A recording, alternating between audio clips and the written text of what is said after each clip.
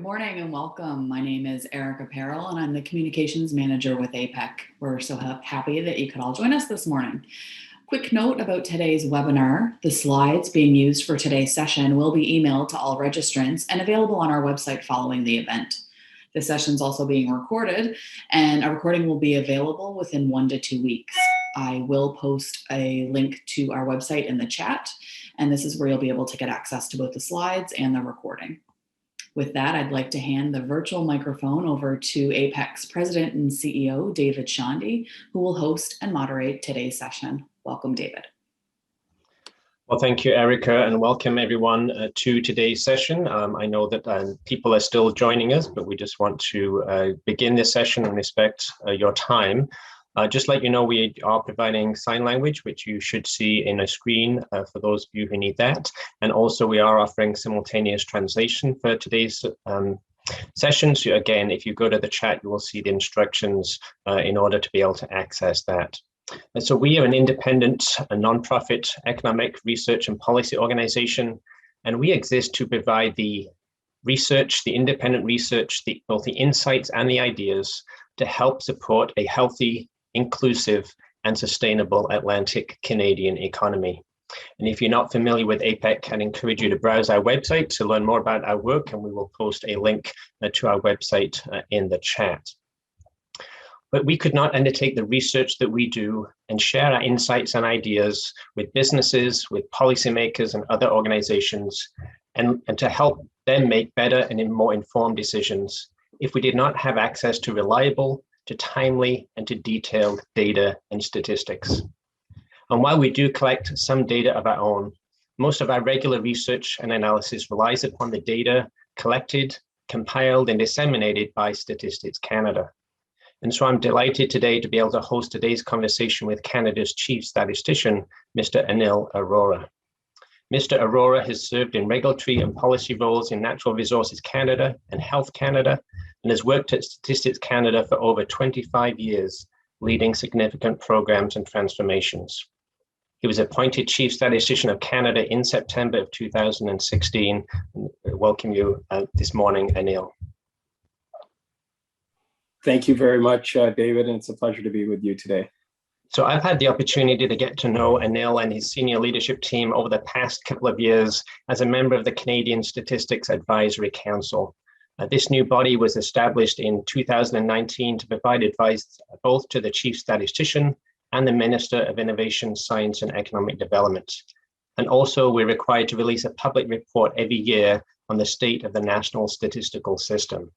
And we released our first report last fall. And for those of you who'd like to see that, we'll share a high-level summary of a link to that report in the chat. I've been very impressed to see the vision that Anil has for Statistics Canada and the work that he's doing to lead a transformation of this agency.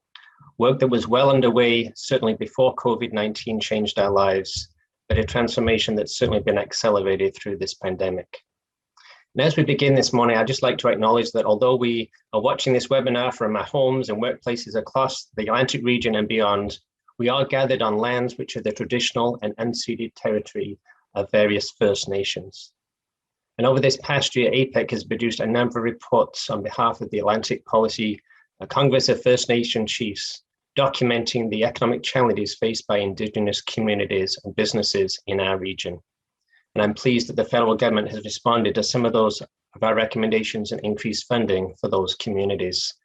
We'll post a link to that research if you want to look into that a bit more, and we're hoping to do further research to help these communities and business best position themselves for long-term growth and prosperity. But this has been a long, hard year. I have a sticky note on my fridge that I have been using. I put it up last year, March the 13th, when I kind of noted the initial lockdown, and I checked off each week as we went by, not realizing at the time that I should have started counting the months that we will be facing this pandemic and not the weeks. And the current lockdown we are experiencing in Halifax and Nova Scotia has certainly been a hard adjustment after being able to go to the office and the gym and the restaurant and stores. So I think this is an appropriate time to take stock, to see where we've been over this past year. And so it's a pleasure to host Canada's Chief Statistician to share his perspective on where we have been and where we are from the vast array of data that the agency produces. So our discussion today is going to be divided into three segments. We'll begin by looking at the regional impact of COVID-19. We will then look at how Statistics Canada has supported Canada's pandemic response. And then finally, as we are now in census season, we'll look at the vital role of the census for data and decision making. And so Anil will present some material on each of those topics. And after that, we will pause and have time for questions. And you can use the Q&A feature to pose your questions at any time. So let's turn to the first topic. APEC has certainly produced a lot of research on the regional economic impacts of COVID over the past year. And there's a link in the chat to that. And some of the key messages that we have found, this was a very substantial recession that we faced, far larger than the last recession. The drop in activity was much faster than we typically see, but certainly the recovery is well underway. And I think from especially some of the recent data we've seen that your agency has produced, it not as severe as we initially feared back a year ago. But certainly is a bumpy recovery. We're in this race between vaccinations and variants, and Nova Scotia's current shutdown will, we expect to see a reduction in employment this month because of that. And we've also emphasized that the aggregate statistics really mask a lot of the variations in industries and different demographics. So those are some of the things that we have seen.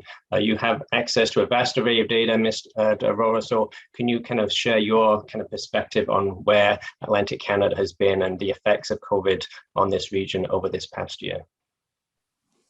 Well, thank you very much. Firstly, I'm grateful to be here with all of you today from Ottawa, the traditional unceded territory of the Algonquin people. À la demande des organisateurs de l'événement, je m'adressais à vous en anglais ce matin. I will be speaking to you in English this morning, but I will be pleased to answer any questions you may have in French, even after the session, if required. So as David has asked, I'm going to take about 8-9 minutes and just tell you a little bit about the story of Atlantic Canada numbers and about the impact of COVID-19 on Atlantic Canada. You can, of course, read about these trends in more detail in the information package that's being distributed after this presentation. So let me start off with the economic impacts. The pandemic has had an unprecedented effect on economic and labor market activity in all regions of this country, stemming largely from the initial restrictions enacted last spring, which shuttered large amounts of businesses right from coast to coast. As we grapple with the challenges of the pandemic's second and now third waves, these impacts are becoming more regional in nature, a reflection of the realities that health officials in specific areas are facing on the ground. Looking back at 2020, there are differences in the extent to which the pandemic affected regional economies. The severity of the declines in Atlantic Canada, particularly in the maritime provinces, was not as extreme as in places like Alberta, which have been hardest hit by the pandemic. All Canadian households and businesses have shown great resilience in adapting to the pandemic's social realities. And in Atlantic Canada, we've seen this resilience in the way in which activity has rebounded following the shutdowns. With a quick move to online and curbside shopping, retail sales are up here since before the pandemic by an impressive 8%, or an increase of close to $300 million. Sales rebounded sharply from the initial COVID shock last March, eclipsed their pre-pandemic levels by June, and have remained above that level ever since, in part due to loosening restrictions. Manufacturing sales in the region, however, dropped a little in the past year. Newfoundland sales were hardest hit by the decline in energy prices and remain at 2/3 of what they were before COVID. But manufacturing in New Brunswick recovered particularly well on the strength of non-durables like petroleum and food, with sales there around 10% higher than before the pandemic. This is the second strongest recovery in the country, right next to British Columbia. Business closures are an ongoing source of stress, of course, and almost 1 in 40 businesses still remain shuttered in Atlantic Canada. Closures here peaked last April following the initial shutdown before easing off until September, increasing into November, and remaining relatively stable until the most recent shutdown. All the Atlantic provinces, except Newfoundland, have now seen a smaller net drop in active businesses over the course of the pandemic than the Canadian average. The Atlantic is also faring slightly better than the national average in terms of the number of businesses who expect that they can continue operating at their current levels of revenues and expenditures for at least the next year before considering closure or, unfortunately, even bankruptcy. Unfortunately, business challenges are often accompanied by employment challenges. Employment is down almost 1% in the region since the pandemic began. Proportionally, that's the smallest decline in the country, tied again with British Columbia. The decline was sharpest in accommodation and food services, as you might expect, while a considerable increase in professional, technical, and scientific jobs helped to offset the overall losses. Like in other parts of the country, youth in Atlantic Canada were impacted the most, with their employment levels dropping by almost a third over the past year. Since then, youth employment has recovered above its pre-pandemic levels by 0.6%, led by New Brunswick and Newfoundland and Labrador. This rebound is largely the result of the loosening of public health restrictions in the service industry, which has had a knock-on effect on part-time employment. Meanwhile, youth employment is in the rest of the country is still 10% below pre-pandemic levels. Atlantic Canadians are weathering all these ups and downs admirably. After decades of out-migration from the region, especially among youth, Atlantic provinces started seeing their populations increase in recent years. Every province except Newfoundland and Labrador enjoyed another increase in 2020, but overall, the region's population growth was relatively flat last year, mostly due to immigration slowing in the wake of COVID. Immigration has actually continued to decline over this past year, bucking the national trend of a gradual recovery. While anecdotally, we hear that the Atlantic is a magnet for the rest of Canada during the pandemic, well, the data actually shows something a little different. People aren't flocking to the region so much as an increasing number of Atlantic Canadians are choosing to stay home and remain here. Still, over 4,000 more people did move into the Atlantic from other parts of the country than went the other way in 2020. And that's the largest number in 5 consecutive years of growth and the largest one-year migration wave since 1983. Nova Scotia, the biggest beneficiary of this latest wave. The pandemic has caused housing prices to rise all across Canada, and we're seeing that trend play out in interesting ways in different areas. In 2019, our new housing price index for the Atlantic region inched up less than 1% over the year. It's now up almost 8% since the pandemic's onset, but some Atlantic provinces are seeing far bigger increases than others. Prince Edward Island and Nova Scotia are leading the region with home sales for up to 1/4 more than they did before the pandemic. Newfoundland and Labrador saw the smallest increase, but their new homes still jumped more than 4% in price. These increases are liable to put pressure on housing affordability soon. Buying a home now costs about a year's salary more in PEI and Nova Scotia than it did before the pandemic. I wouldn't expect that to drive anyone out of the region, though. Compared to the rest of Canada, the Atlantic is still a relative bargain. The average home price in Canada is currently more than $700,000. It's about half or less that in every Atlantic province. Let me talk a little bit about mental health impacts. The next chapter in this data-driven story is about mental health. Through our surveys on community health, Atlantic Canadians have told us that the chronic uncertainties created by public health restrictions are in fact taking a toll on their mental and emotional well-being. Last September, 2/3 of Atlantic Canadians aged 12 and up reported their mental health to be about the same as before the pandemic. 1/4 felt their mental health was somewhat worse or much worse. In November and December, self-reported mental health declined, restrictions tightened. As restrictions tightened, fewer Atlantic Canadians said they felt the same as before the pandemic, and more reported feeling their mental health declining. The resilience of the people in the Atlantic region must again be acknowledged.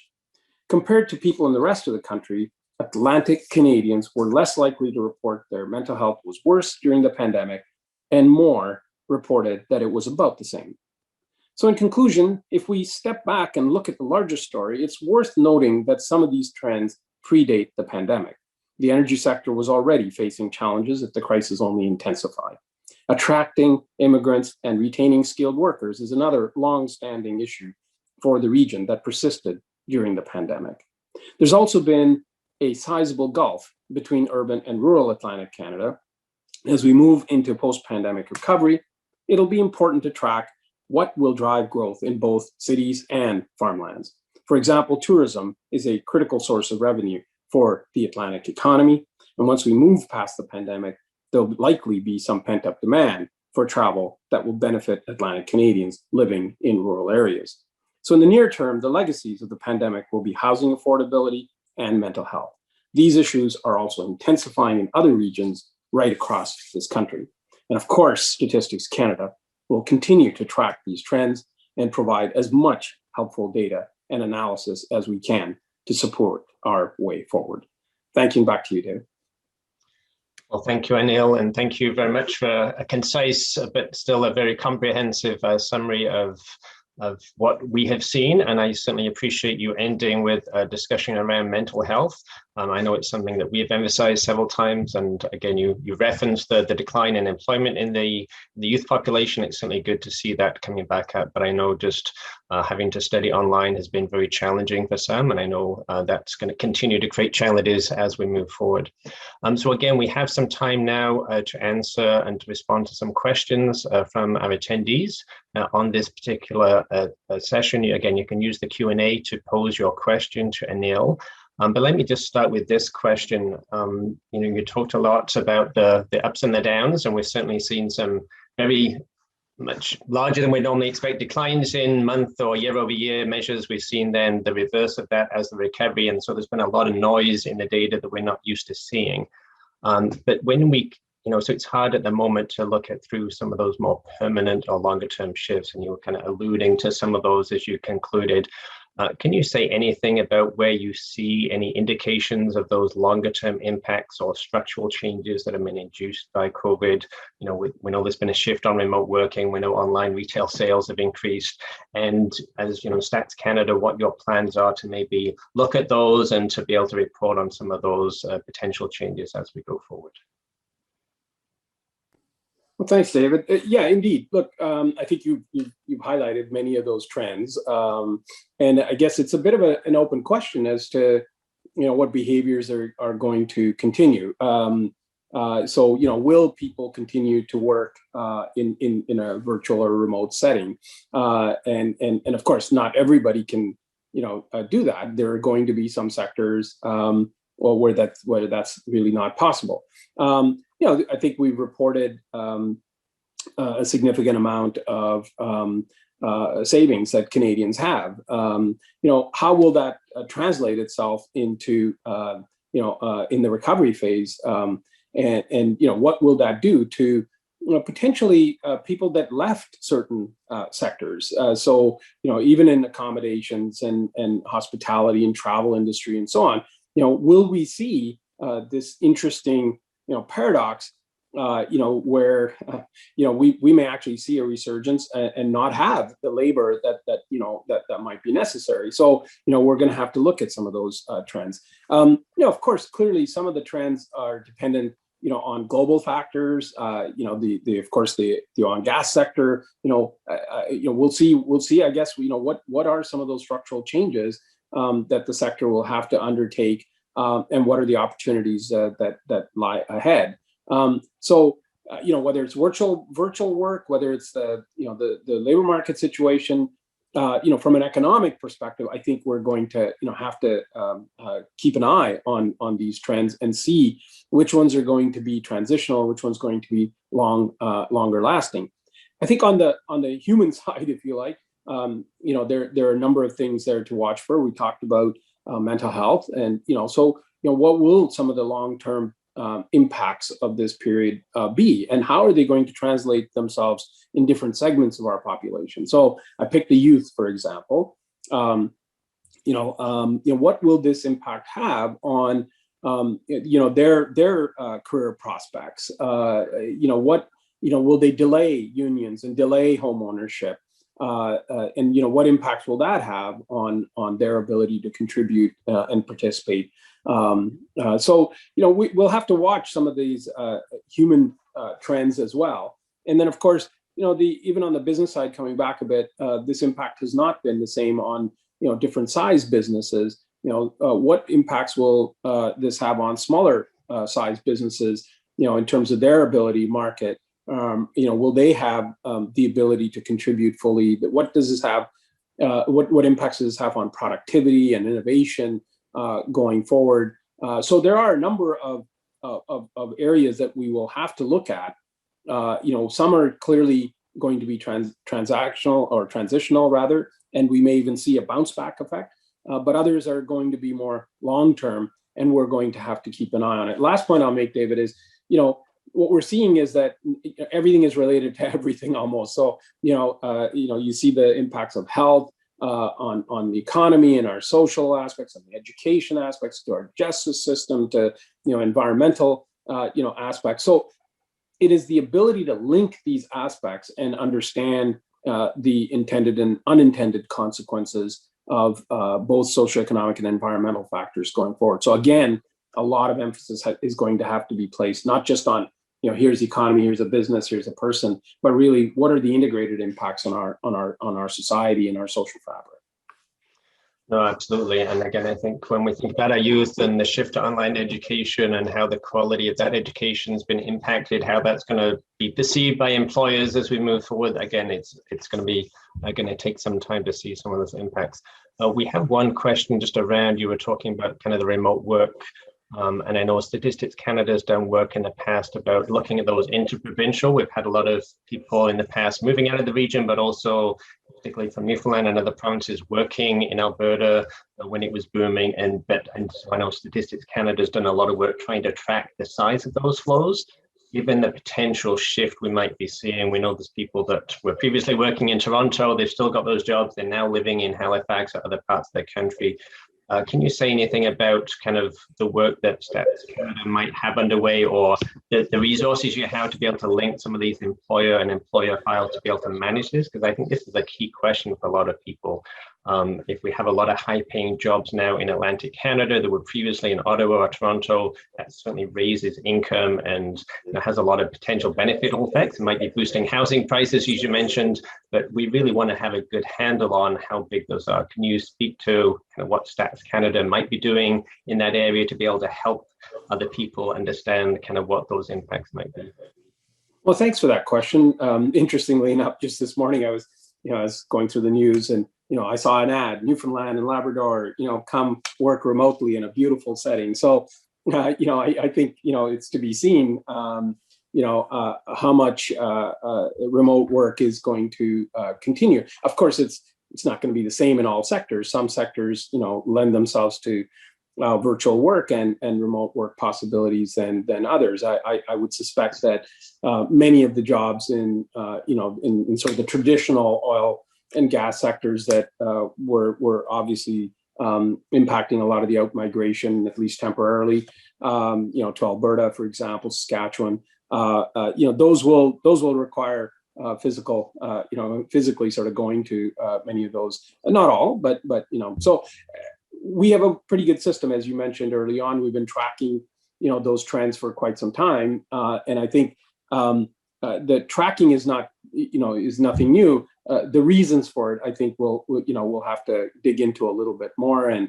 the variance of not only the actual sector, but some of the spin-off jobs of these sectors, and what kind of innovation will take place to allow people to work more remotely and perhaps have that kind of balance, like you said, of perhaps more affordable housing, better scenery, better wellness, and still the ability to work remotely. So our ability to track it is we've already been putting out those stats, and we'll continue to put out those numbers. And as I said, now it's a matter of going deeper and looking at some of those characteristics of the industry, the type of person, and what are some of the what are some of the motivators and inhibitors for doing that? Not only, of course, in Atlantic Canada, but of course, we're seeing that in outer areas of our CMAs. So what does this do for population shifts? Then, of course, what does this do for environmental aspects, transportation? What does this do for commuting times? And property prices and so on. So I think there's a lot of interest in knowing, which of these factors are going to persist over time, and what are some of the policy questions that we're going to have to grapple with to see if those trends actually persist over time. Yes, and I think it's been going to be interesting. I know some of the data you've produced around, employees seem to want to keep more remote work, and the employers seem to want to bring people more back to their work site. So how that's going to get resolved, I think it's going to be interesting to see over the next few years. Yeah, I mean, we just put out, a few weeks ago, an interesting, survey on, how many people would like to continue to work, from home, and what was the reason. And those that want to go back and what were the reasons there as well. So I encourage people to look at that study that we just put out, and so it's I think we'll see. It's still a bit of a it's a market space that's kind of feeling its way through, and we'll see what kind of policies persist. And but I do think that more and more employees are going to exercise their willingness a little bit more, and so we'll see what the reaction from businesses look like on some of that. So I encourage people to have a look at that study, and of course we're going to track those trends over time. So just before we move to the next session, I just want to bring back to one point just around the health. You talked about the mental health, but we know a lot of what we faced is we were dealing with a very serious health situation, all the restrictions we're dealing with. So can you just speak, because I know there was a lot of concern about, are we overreacting? Like, is this a big deal? And maybe people's perceptions on that have changed. But can you just speak to any statistics briefly just around the severity of the COVID pandemic we've seen relative to other diseases or health kind of situations that were in existence or that we typically see with the flu and things? Do you have any statistics briefly on that, just to put things in context before we move to the next session?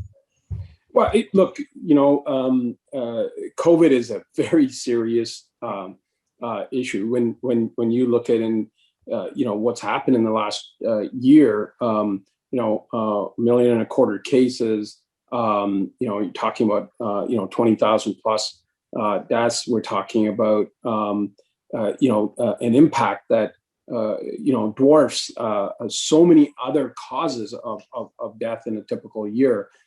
It's very real, and the statistics bear it out.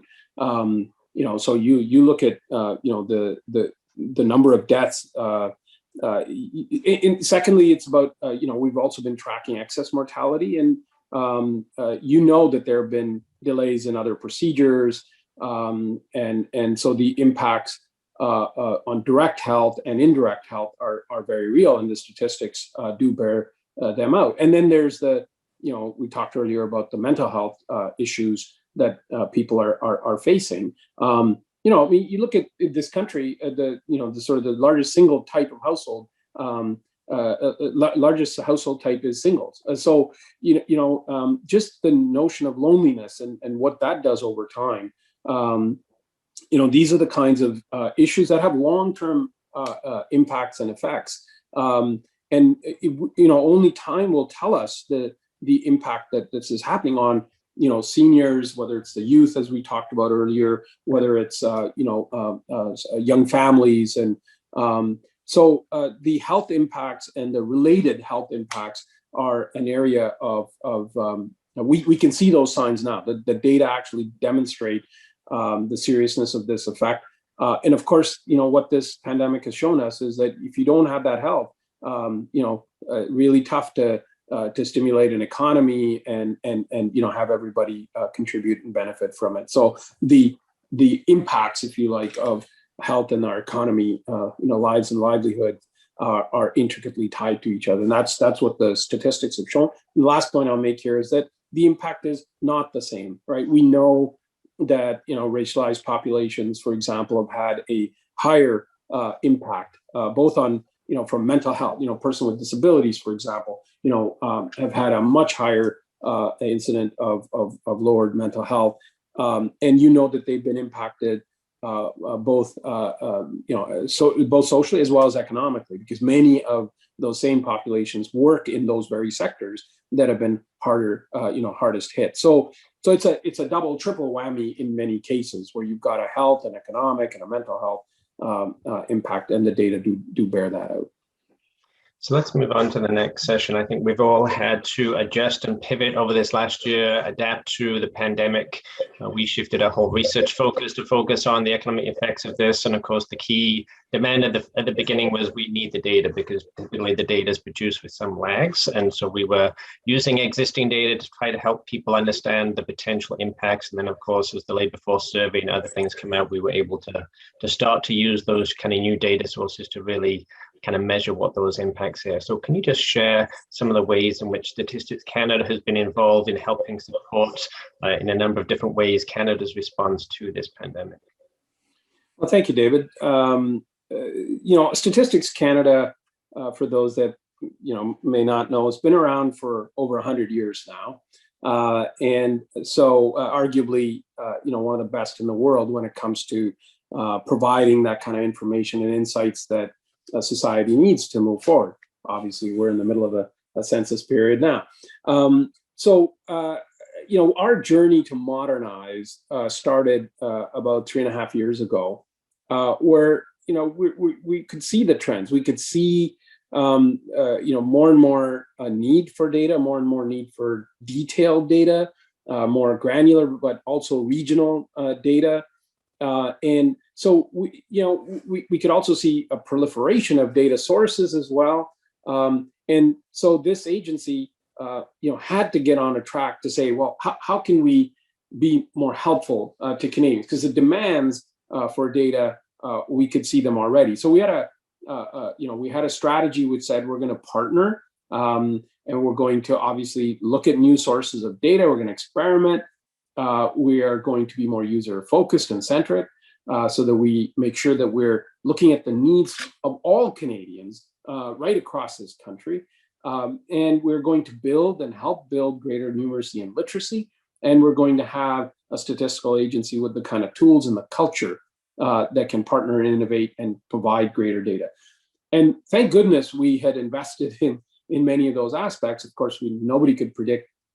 We certainly didn't predict the pandemic, but the ability for us in this last year to be able to work virtually, to be able to do surveys without having to go door to door, for example, and connect with Canadians and businesses and so on. This modernization effort and those partnerships have really allowed us in this terrible situation to really step up our game to serve Canadians. And our strategy has been, how can we be helpful, and how can we partner, and how can we team up to make sure that Canada has the data and the insights it needs. And that's, you can see it in all our surveys. If you go on our website, I think, most people have said, wow, that is not the StatCan that was there before. The dashboards, the type of detail, the flash estimates of what's happening almost in near real time in the economy, the partnerships that we've been doing with, whether it's local governments or whether it's with chambers of commerce,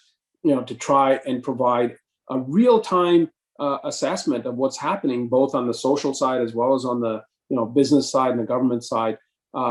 People have just stepped up, and it's not, the last point there, David, it's not just providing more granular data, more detailed data. It's the analysis that goes along with it. We put out over 100 analytic papers on a range of topics that some of them we've touched today in the opening. So we know that we're making a difference because we can see the utility of our data increase by 200-300%, not just on our website, but on social media. We know in media citations as well. We know we're making a difference. So when Canada needs trusted data, it needs detailed data. My colleagues have stepped up, and I'm really, really proud of the work that they've done. And nothing happens without the trust of Canadians. And I know Canadians have stepped up and said, yes, we want Statistics Canada to answer these kinds of questions. So that's it's a real team effort, and I'm so glad to see that those results are helping us better understand what's actually happening on the ground. Well, Thank you, Anil. So again, I think we've certainly appreciated the questions you've added to things like the late before survey, the flash estimates to give those exams. So some of those very practical changes have certainly been helpful, plus all the additional surveys to answer those questions that we don't normally need to ask, but we kind of need answers to better understand what's really happening so that we can then design policies and responses. I think one of the things that stood out to me, as I've seen you update some of the Stats Council meetings we've been at, is just around the work that Stats Canada has done kind of behind the scenes. And I don't think as a normal data user, I would have fully appreciated the work that Statistics Canada does as an agency. And so kind of the support she provided for other federal departments, the analysis on personal protective equipment, assisting even provinces with contact tracing. So I think, some of those things were surprising to me, and I think it would be helpful for the audience to understand you're more than just producing and disseminating data. There's a lot more to the agency. And I think, can you just briefly speak to us or highlight some of those things you've done to help Canada and provinces and different organizations and agencies through this with the kind of data analytics and other kinds of supports that you've been able to bring to the table? Thanks, David. You're right. We don't tend to kind of gloat, but we as I said, our philosophy has been how can we be helpful, and so that help is, of course, first we talked about how can we provide more data and more insights in a timelier way so people can make informed decisions at local levels for groups that are more disproportionately impacted. But that being helpful also meant how can we use our expertise and leverage it as a service to Canadians. And so when we put that call out, we were asked, well, do you have the infrastructure to be able to do contact tracing? And we volunteered and said, absolutely. We have, trained interviewers. We have the ability to do this. And so, we put the word out there, and provinces and health authorities, really, stepped up and said, well, let's work in partnership. And so we've now done, well over 1 million contact tracing calls, working again in that partnership mode with health authorities right across this country. And so we're proud to have done that. And some of the feedback that we've got is really, really touching, where citizens have said, I actually waited for your call to see, because we don't just see where you are, but we also, for some jurisdictions, do follow-up calls to see how people are actually doing and they're okay and so on. So it really is about that human-to-human touch, and that's what this agency is, not just a number crunching in the background. What most people, as you said, don't kind of see is that personal touch. We know that behind every number is a citizen, a person, a business, and they're going through things, and so we never forget that in this agency. You mentioned the PPE situation. So we worked with our federal health colleagues and said, look, we have expertise on data repositories. We have expertise on setting standards and definitions. How can we help? And within literally days and weeks, we had a repository going. We had dashboards. We had surveys that were telling us about PPE shortages by different sectors of the economy. And now that feeds into models. So our forecasting ability, our modeling capacity, our infrastructure is really helping. The work that we're doing with academics right across this country, working with organizations like the research data center networks in providing microdata to researchers who are then helping provinces come up with risk measures that help public health kind of advisories and officials to make good decisions. So really, it's about leveraging our expertise. It's about leveraging the data. It's about leveraging the infrastructure. And that's the mindset, that's the culture change that I was talking about earlier. And that's the new Statistics Canada. And maybe just to build on that, I know, again, if you've got questions for Anil on the kind of the transformation, the work that Stats Canada has been doing, you can put them in the Q&A. But just to build on that, we've just had a federal budget. There was some new funding announced in that to support Statistics Canada's work. You have an ongoing modernization again, I want to allow time for the last portion, but can you just talk briefly about what some of that new funding and your ongoing modernization will mean for users of Statistics Canada? Like, what can we expect to see? How is that going to help us looking for data and understanding what the data means?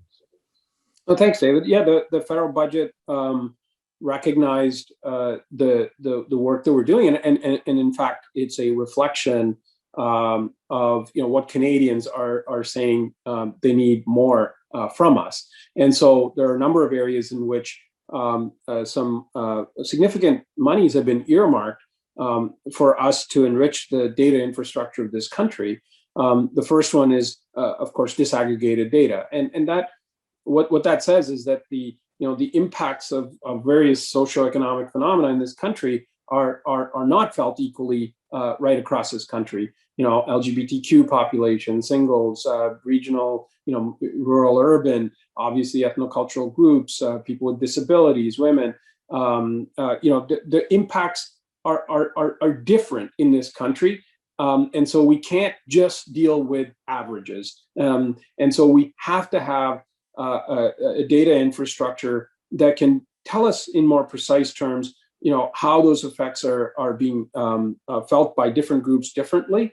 And also, as I mentioned earlier, that integrated nature that we're talking about. So, 172 million over 5 years to, increase many of those variables on our existing surveys. And that only works if Canadians actually, accept to give that kind of information. So, we know how to collect it. We know how to, ask the questions. I think the societal need is really what's pushing this and saying, yeah, we need this.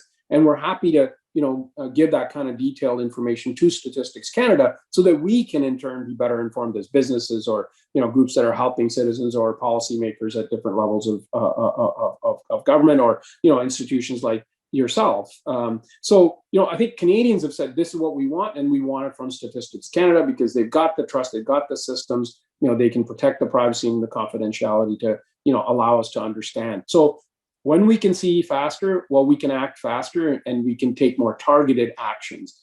The second area, of course, there are other, budget components. There's a census of the environment, which we're really excited about working. I mean, it's about putting numbers to our, various ecosystems so that we can see the integrated impact of economic and environmental aspects. Again, that's world-leading, groundbreaking work that we're going to be undertaking with partners right across this country and the federal government. There are a number of other areas that we're going into, such as quality of life indicators, which tell us about, what are the impacts on social, economic, and environmental aspects. Again, world-leading work that we're going to undertake. So the budget is recognizing that the country's data needs have just gone up a notch, and the pandemic has just exacerbated the impacts when you don't have that kind of detailed data. And I think it's validating that Statistics Canada is uniquely and well placed to provide that ecosystem. So, as I've always said, we don't compete on this scale. We provide that foundational piece for this country. So that everybody can then benefit, whether you're a business, you're a pollster, you're an economic council, you're an NGO, you're a municipal or provincial, kind of policymaker. We all need these data so that we can make better decisions. And so it's a team sport. We have to work together. We have to have good standards. And I think Statistics Canada has a good reputation of putting standards out because you don't want to collect, information on different bases. And many of these, you have to collectively agree, this is the definition we're going to use, because, that's what allows us to be able to make use of different sources of data and make sense out of it. So we are going to have to play more of a data stewardship role. And lastly, I would say is that, data are fragmented. They're sitting in different jurisdictions, different organizations all over the place. And I think you need an agency like Statistics Canada to be able to integrate those data sources with our world-leading methods to protect privacy and confidentiality and make sense of what's going on. And that's what we've demonstrated in the course of this pandemic. And I think Canadians have said, we need you to do more, and we need you to do it fast. Well, no, that's great, Anil, and I think it's a nice kind of segue into kind of our final portion. We will try to respond to some of the questions that have been posed directly. We're not going to have time to cover all of those, but we'll have other people try to respond to those. But I want to move on to the last portion, which is around the census. I think most people should have got some kind of envelope in their mailbox in the last week. I completed my census form at the weekend. Only took a small number of minutes to do that.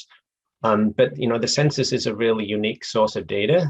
We don't tend to use the very micro data work in our regular work, but I know my church wanted to better understand kind of the communities and the people around their church locations, and so I was able to help them to go in and pull out very specific demographic profiles for the neighborhoods right around those campuses. So that was something we can get very detailed, very small geographic data. So certainly that's one of the key advantages of the census.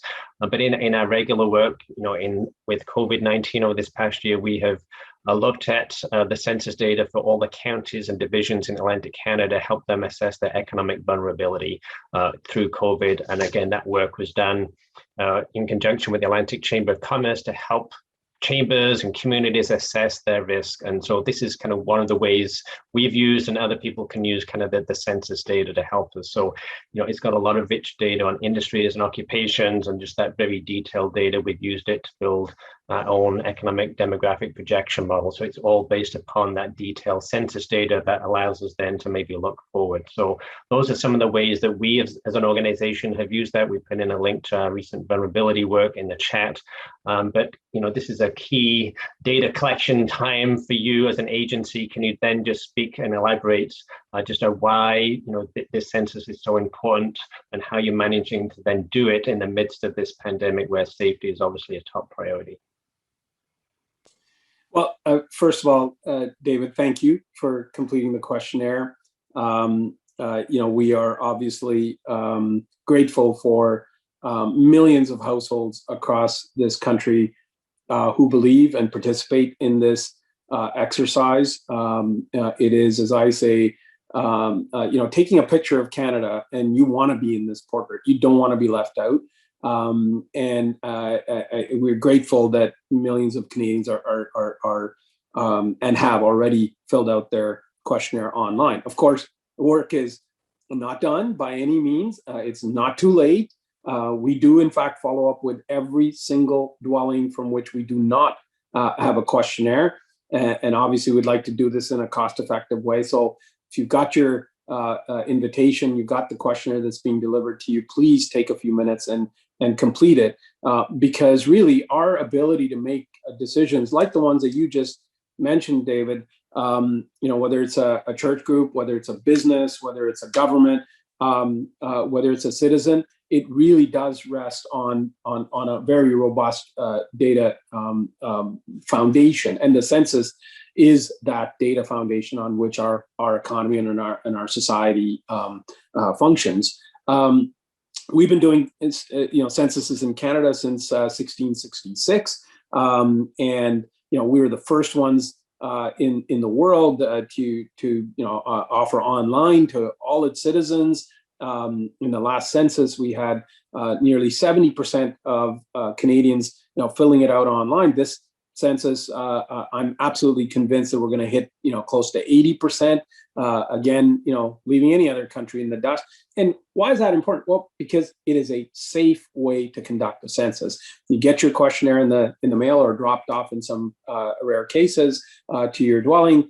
In your pajamas, go up to your computer, and in a very secure way, as David mentioned, short form, which is about 75% of the population, takes about 5-6 minutes to do it online.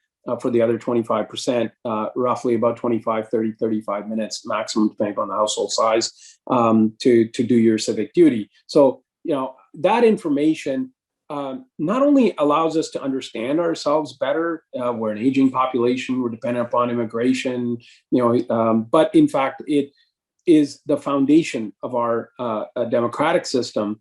Number of seats in the House of Commons are determined by census. Our fiscal transfers that happen between levels of government are based on census counts. So there's a it's an active part of how our society functions, and millions of decisions are made based on that understanding. So I urge Canadians to continue to participate in this exercise. It's not too late, and we want to make sure that we can, count you into that portrait. I mean, go into so many uses of the census, but all that to say is we've completely readapted the census process. So our interviewers who do follow-ups now have been given PPEs. They've been trained to work at a distance, take all the precautions to protect Canadians and to protect themselves in the conduct of this exercise. We've been ready. I think the Canadians have responded in kind so far, and we expect a very, very successful census continuing on. And we take pride in making sure that we all have the data that is needed for us to make informed decisions going forward. Well, thank you, Anil. We do have some questions, and just one that I don't know if you can give the dollar value to this, but just a question around the census. Every time you complete the census, that's one person in a certain province. We know federal transfers are determined by population, some of those per capita. Can you speak to what the value of those transfers are in terms of if you complete it, that's it ties into funding? Yeah, I don't have the dollars right off the top of my head per capita, but I can tell you that and they differ, of course, depending upon the where you are in the country, but in many cases they are very, very significant, and so we have a very robust system. Obviously, we want to count the population and get the actual numbers. So in for example, in 2016, our completion rate was 98.4%. And then what we do is a series of post-census surveys that actually account for any missed individuals and any double counts. So over coverage and under coverage are adjusted. And then it's based on those that transfers get made. So we want to make sure that the base is really, really robust and effective, so that the formula that is used obviously is using actual counts and numbers on the ground. So it is important. It does make a material difference, and it's important for people to count themselves in. So you've talked quite eloquently about the value of this data, how it's used, whether it's federal transfers or for business communities being able to access data. Of course, we're in the process of collecting and submitting that data right now for users and people who then want to take it. They want to know, well, when do we get our hands on this? Can you again just briefly talk about the timeline of and how you're going to be when and how you're going to disseminate some of the census data? Again, because it's online, I assume that allows you to do things a little faster than what you might have had a few decades ago when there's a lot of paper and data entry. So again, can you just talk about the dissemination process of this big exercise? Yeah, you're absolutely right. I think we every census we use that technology, use the willingness of Canadians to capture the data for us when they're filling it out online, and give us the information in machine readable formats. That, of course, then allows us to turn around and give data on a quicker basis.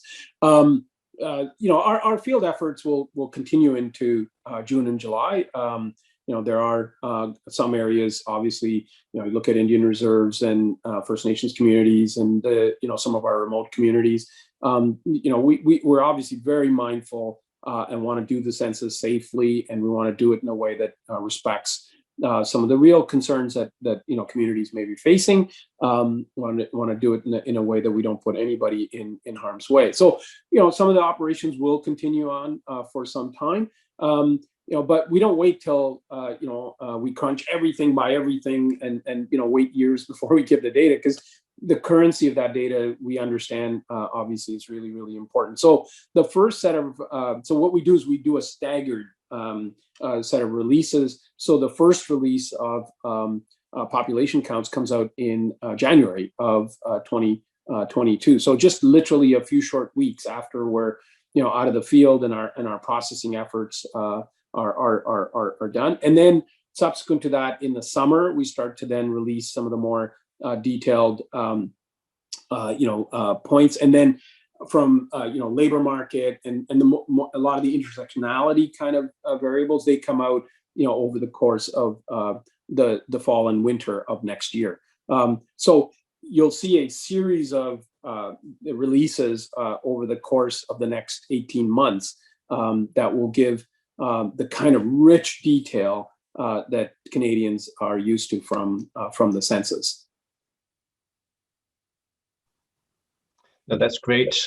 One of the themes that you've referenced several times is just about we're in this kind of data collection phase. I know we use a lot of your data, but we do collect our own data. And anytime we're doing that, whether it's individuals or businesses, there's a strong emphasis on confidentiality. They don't want their individual responses shared. They only want aggregate responses. But unless they're willing to share, we can't understand what's happening. So you collect a whole lot more data than we do. You're undertaking the biggest exercise from individuals, but also there's a lot of business surveys and data you collect where there's commercial kind of confidentialities and sensitivities. So I think it would be helpful, as we draw to a close here, just to maybe underscore not just your obligation, but the extent to which you go as an agency to ensure that your data is safe, especially in the world of cybersecurity. But it's going to be protected and secured and kind of used for some of the ways and means that we've talked about today. Well, thank you very much, David. So let me sort of come at it in sort of three tranches. The first is that we have a very, very strict legal framework that obligates us to ensure that the privacy and confidentiality of individual responses is maintained. So there are severe criminal penalties if we were to violate any of that. The second is the culture at Statistics Canada. You can ask any employee, and within literally minutes of them joining this agency, or whether they're 30 years into this agency, they take an oath that's for life to keep the data confidential. So every single day we know that's the most prized kind of data, and it comes because Canadians trust us with it. And so, that culture, everything that we do embeds that privacy and confidentiality, whether it's individual data or business data. And then the third thing is we have, robust systems and processes in place that we've evolved over 100 years. So it's not just that we've got this legal structure and this, really wanting to do, but we have techniques and measures that anonymize data, that put identifiers. We have suppression techniques. We have residual disclosure techniques, and you can see them all in our products. So we are very transparent. Canadians should look at our trust center to see how we do business, what kind of protections are provided, and look at the products and the footnotes and the extent to which we go to make sure that their confidentiality and privacy is protected. So it's those three things together that actually give us the kind of track record that we've demonstrated over 100 years to Canadians. Well, thank you very much, Anil. We are out of time. I know we've had quite a lot of questions being submitted, and I know we've tried to respond to some of those more technical ones as we can. Certainly it's great to see so much interest in data and statistics and the things that we've seen. So again, I want to thank you, Anil, very much for taking the time to join us today. I think it's been helpful for people to take a perspective on what's been happening and just be able to see how important data is and the work that you do as an agency to help businesses, governments, organizations who need accurate, relevant, timely data to be able to make better decisions. So I certainly appreciate you taking the time. And as an agency, we consider ourselves a data interpreter. We're trying to help people make sense of all these different data sources and what does that mean. That's a key role that we kind of need you to be doing. So again, thank you very much for taking the time to speak with us today. David, thank you very much for being an active member of the Canadian Statistics Advisory Council. And as the Atlantic Provinces Economic Council, thank you for the partnership.